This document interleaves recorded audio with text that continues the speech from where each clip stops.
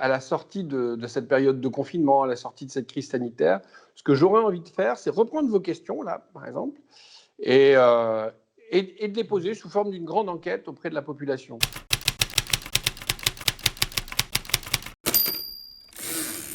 Cette crise sanitaire, finalement, c'est un énorme traumatisme émotionnel pour la population. Le début du confinement pour certaines personnes, les a placées dans un état de panique, de psychose très très forte.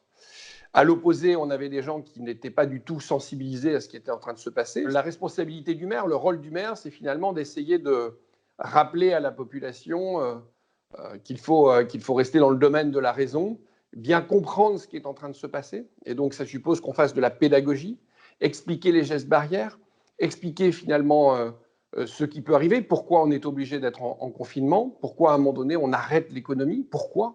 Donner du sens, finalement, c'est ça aussi le rôle d'un maire. Il n'y aura sans doute pas un jour d'après, je pense qu'il y aura des jours d'après. Ça restera difficile pour plusieurs raisons. D'abord parce qu'il y aura une dimension là aussi logistique, mais qui sera plus économique. Je pense que moi j'ai eu aussi des appels de détresse de commerçants, même au bord du suicide pour certains, qui ne voyaient plus l'avenir, qui cherchaient du sens à tout ça, mais qui en tout cas ne voyaient plus de sens pour eux, pour l'avenir. Et puis, ce sera le moment aussi de se reposer la question sur la société qu'on veut, parce que quand on subit un traumatisme comme ça, que ce soit individuel ou collectif, c'est un moment où on se pose des questions et où on est peut-être en mesure de changer sa façon de vivre. Les points positifs quand même, en tout cas sur mon territoire, ça a été la solidarité. Quand on a lancé cet appel aux dons, en moins de 24 heures, on était déjà doté de 50 000 masques.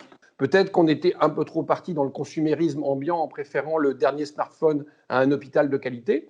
Aujourd'hui, on constate ces choses positives-là, et je pense qu'elles vont rester au moins un certain temps. Combien de temps, je ne sais pas, mais au moins quelques mois, peut-être quelques années. La question des besoins essentiels, elle est une question qu'on doit se poser demain, et on voit qu'on n'a pas été à la hauteur. Si je plaide pour la mairie de Dunkerque, moi je vais m'interroger demain si il ne faut pas être en capacité demain à donner à chacun des enfants qui est dans l'école l'accès à une imprimante, ou en tout cas à la technologie Internet, chaque jour sur son lieu de vie. Déjà, cette crise, elle devrait, à mon avis, être synonyme du retour aux politiques. Parce qu'on s'est aperçu finalement que l'économisme ou le consumérisme dans lequel on est, c'était pas le cœur de la relation humaine. Question finalement qu'on se posait assez peu avant. Et là, il y a un danger, évidemment, à ce retour du politique, c'est qu'on pourrait partir vers une vision du repli sur soi, fermeture des frontières, voilà, la tentation du repli, et qui peut être une tentation terrible sur le plan politique. Bon, évidemment, je plaide pour une société ouverte dans laquelle je pense la coopération entre les nations, entre les régions, entre les villes, à mon avis, est plus efficace et plus pertinente que le repli sur soi. Donc j'ai envie de dire, dans ma premier élément de société idéale, ce sera dans ce choix politique de l'ouverture et de la coopération internationale. Et une société aussi qui reconnaîtra les besoins essentiels. Alors j'ai beaucoup parlé des services publics, la santé, la sécurité, la collecte des déchets, mais plein d'autres services publics, l'éducation aussi, mais aussi ce que j'appelle les services essentiels, l'alimentation, je pense aux circuits courts, et dont on doit veiller à leur bon fonctionnement demain, peut-être en priorité par rapport à d'autres thématiques. Ce que je ne veux pas, et ce que je ne voudrais plus dans la société, c'est de considérer finalement l'argent qu'on donne aux services publics comme de l'argent qui va soit à des politiciens corrompus, soit à des fonctionnaires fainéants. Ça, j'en ai marre. Voilà.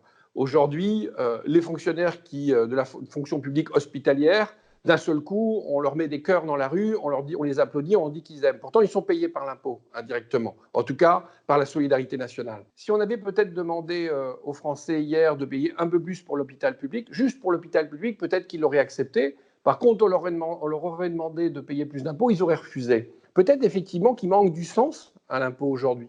Peut-être qu'il ne faut plus raisonner par une fiscalité large et universelle, mais par des fiscalités ciblées.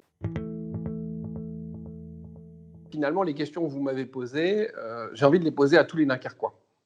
Je pense que à la sortie de cette période de confinement, à la sortie de cette crise sanitaire, ce que j'aurais envie de faire, c'est reprendre vos questions, là, par exemple, et de les poser sous forme d'une grande enquête auprès de la population. Quel enseignement aussi vous tirez pour la société qu'on a envie de bâtir ensemble, ou la ville qu'on a envie de bâtir ensemble? On a vu des éléments positifs, la solidarité, on a vu des éléments négatifs, qu'on n'était pas prêt sur un certain nombre d'éléments, ou qu'on n'avait pas anticipé un certain nombre de choses. Est-ce que cette crise sanitaire va s'élargir à un concept de santé au sens large du terme?